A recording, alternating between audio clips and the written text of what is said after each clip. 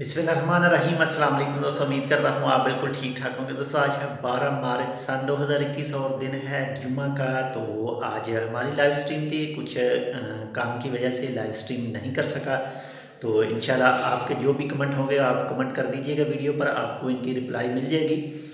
इसके अलावा जो ओमान सप्लीमेंट की तरफ से आज फैसले आए थे, यानी जो होम डिलीवरी है खाने पीने वाली, जो होटल वगैरह की खाने के ऑर्डर वगैरह मिलते हैं ऑनलाइन तलबात के ज़रिए, तो वो उनको इजाज़त मिल गई है। रात 8 बजे से सुबह 5 बजे तक वो अपना काम कर सकते हैं। इसके अलावा जो पेट्रोल पंपों पर जो टायर की दुकानें हैं, जो बेचने वाली सही करने वाली, उनको भी इजाज़त है।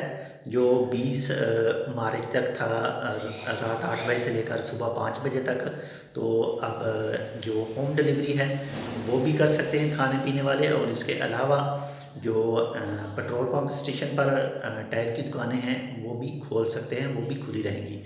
तो बाकी इंशाल्लाह आपके जो भी कमेंट होंगे वो आप इस वीडियो पर कर दीजिएगा, इंशाल्लाह आपको सुबह इसकी रिप्लाई मिल जाएगी। तो बहुत शुक्रिया, आप अपना बहुत ज़्यादा ख्याल रखिएगा। जो भी रूल हैं सुप्रीम पेंट के, उसको मस्ट फॉलो कीजिएगा।